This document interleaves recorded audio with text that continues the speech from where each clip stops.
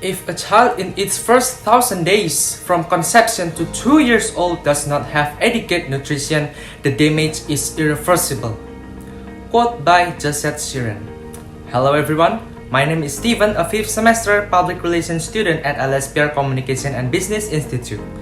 A student will never study alone. There is someone who is feeding students with knowledge. Thus, I am delivering this overall presentation under the supervision of Mr. Bonar Sirait as my lecturer. As I have quoted someone's statement at the beginning of this presentation, I guess you have known what I am going to talk about.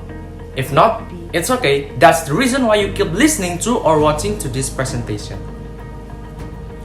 My friends and I are researching to identify or to find out how an organization educates the public about nutrition. So, the main thing that I'm discussing right now is public health.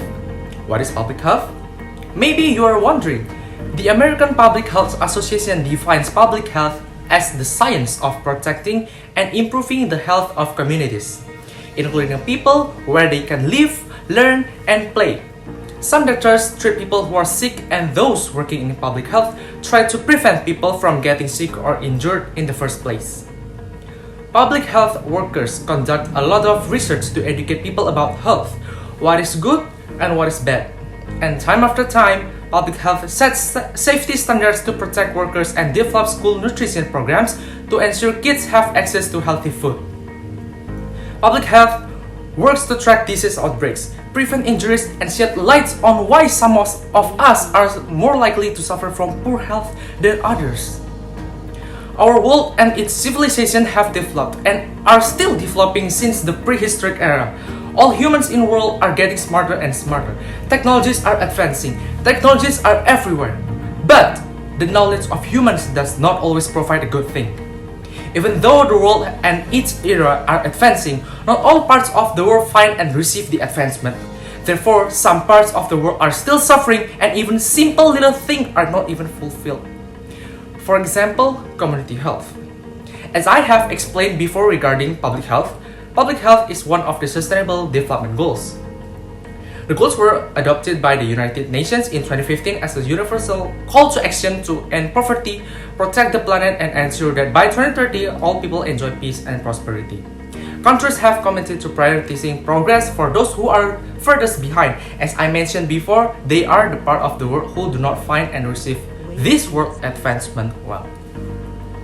As I mentioned before, public health is one of the goals, and why does it matter?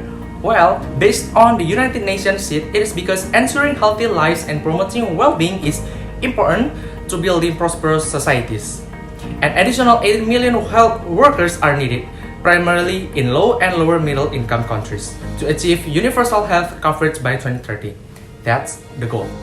Now let's talk about narrower objects. Our country, Indonesia. Do you think we have enough public health failure?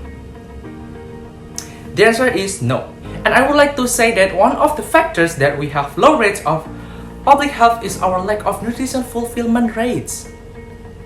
Poverty levels have decreased in the last 20 years, but many Indonesians are still at risk of falling into poverty. Food prices in Indonesia are significantly higher, and as a result, many Indonesians cannot afford a nutritious diet. Between 2012 and 2016, the rates of Indonesians consuming vegetables fell by 5%, and the consumption of fruit fell by a good 3%. And what is astonishing is that Indonesians prefer processed food.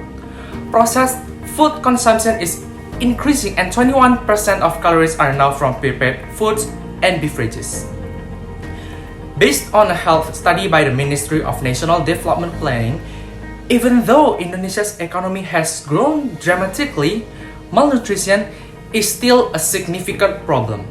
Indonesia suffers from high rates of malnutrition, accompanied by increasing rates of obesity. And this means Indonesia is facing a double burden of malnutrition. The Indonesian Director General of Public Health once mentioned that Indonesia has shown an improvement in nutrition by the degradation of stunting rate. However, it is still far away from the World Health Organization target. It means by the graph, Indonesia has to reduce the malnutrition rate by 10%, stunting rate by 20%, and skinny children rate by 5%. Although the percentages seem small, it is hard to reduce the rates. And these issues show that Indonesians lacks nutrition literacy. Society still lacks information about any kind of daily intake. Cited from the world's most literate nations, Indonesia places the bottom too. And this means the awareness of people to read, to gain and comprehend nutrition information is very low.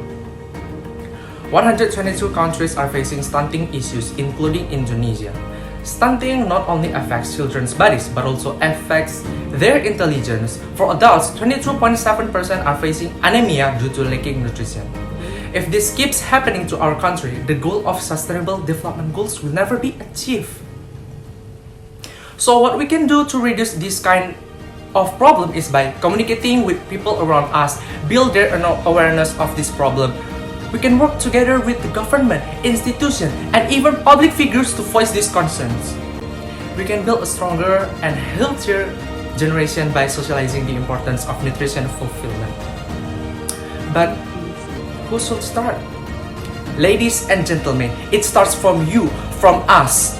Sooner or later, by building a healthy society and rescuing the poor from poverty, we could achieve our goals. So, will you build a healthy nation? The choice is in your hand.